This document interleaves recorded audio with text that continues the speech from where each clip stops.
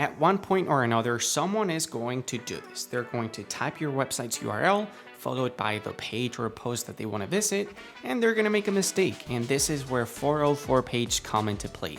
If someone tries to access a page that doesn't exist on your site, WordPress is going to present them with a 404 page.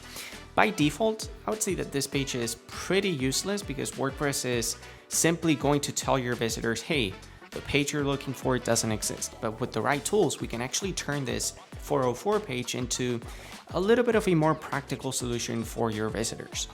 Let's see it. So there's one tool that we're going to be using in this video. It's called Thrive Theme Builder. It's one of my favorite WordPress plugins because it doesn't just allow me to create my own themes for WordPress. I can use it for other great things like customizing my 404 page. There's a link in the description box that you can click on to grab Thrive Theme Builder at the best possible price. All right, let's dive in and see what we can do with our 404 page. Perfect. So if you don't know how to install Thrive Theme Builder on your WordPress website, there's a link popping up on screen right now. If you click on that link, it's going to take you to a video where we walk you through setting up Thrive Theme's product manager on the back end of your WordPress website. You do need Thrive Theme Builder in order to follow along this tutorial, so make sure that you hit pause if you haven't installed Thrive Theme Builder yet, and you get that done first, and then come back and continue to watch this video. All right, so as you can see, you're looking at a 404 page. I'm currently on my blog, and this is the default 404 page that, depending on which Thrive Theme Builder theme you're using, it's gonna come with, some decorations or others, but essentially they all consist of a 404 message, letting your visitors know that the page that they're trying to look for has not been found. And there are links to either go to the homepage, to go to the contact page, or there is a really nifty search bar here that they can use to try to look for a different page using different keywords, right? So how do we actually customize this 404 page? Let's go ahead and look at that. So let's navigate first to the back end of our WordPress website, and we want to locate our Thrive Theme Builder dashboard. If we jump into the Thrive Theme Builder dashboard, here we can go inside templates, and inside our templates, we're going to find all of the core templates that Thrive Theme Builder comes with, right? We've got our homepage template, our default post template, audio post, video post, our default page template, and this is the template that we want to customize, the default 404 error page template. So let's go ahead and click on edit.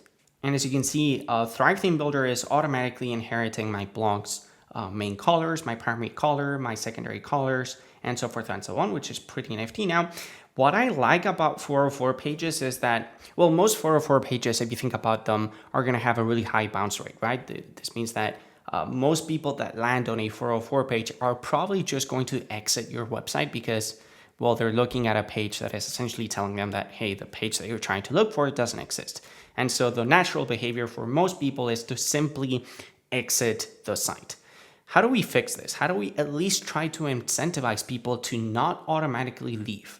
Well, a cool thing that you can do is present them with a list of your most popular blog posts, because chances are that, hey, if they've landed on your website, it's probably for a reason, right? Either they wanted to look for an article, or they wanted to look for information about who you are, or what your business is about, or perhaps they were interested in checking out one of your products or services. So what I like doing, and that I haven't done yet, and it's a great that I'm actually doing this video with you guys, because it's a good opportunity for me to try to do so, is insert a list of trending content. So how do we do that? Well, here we have our content area, right? So we're going to drag in a new content box here underneath the search bar.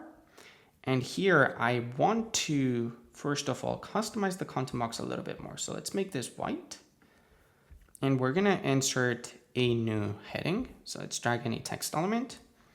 Let's make this a heading 3.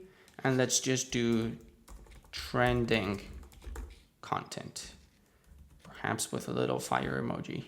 Fire. There you go. Trending content. And now what we can do is insert a post list underneath the text element. And let's just pick one really quick here. It doesn't need to be super fancy. Perhaps let's try maybe this one. Let's see what that looks like.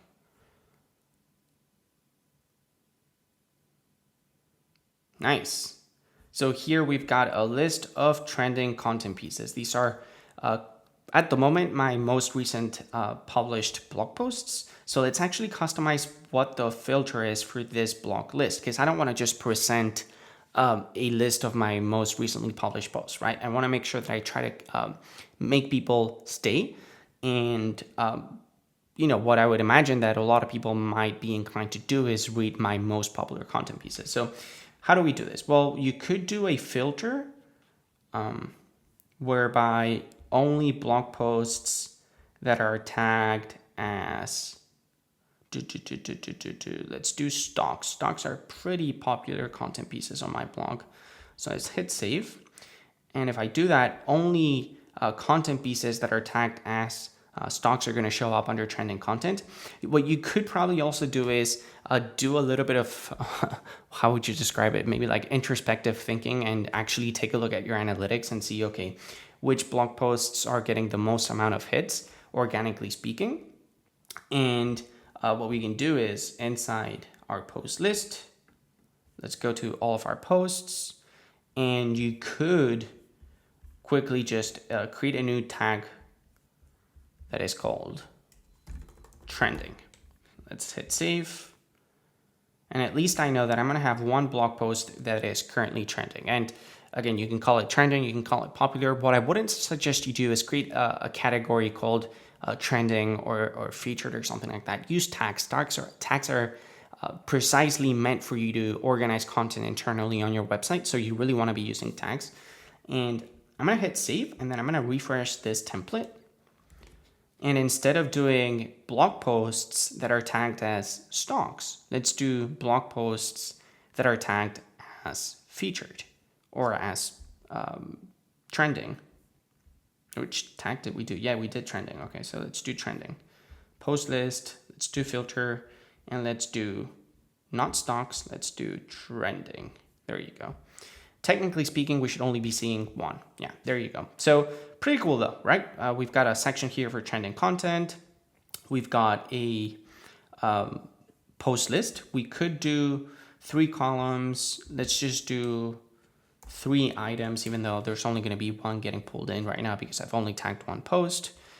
Here for the content box, instead of 404 page, we could do page not found. This probably has a maximum width here for the content box. Yeah, it's got a maximum width, so let's make this wider. And let's make this a little taller. Page not found. Perfect.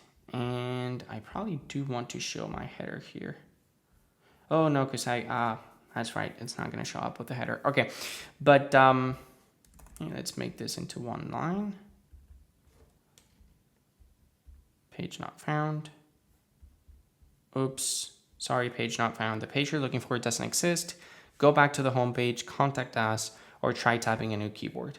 Trending content. And again, the whole point here is to try to reduce bounce rate. So instead of sorry, page not found, let's just try to make this a little bit more, a little more friendly. So let's do, it looks like the page you're looking for wandered off. And we've got this little emoji of some doggy paws. Of a doggy that, that was here but left. The page you're looking for doesn't exist. Go back to the homepage, contact us, or try typing a new keyword.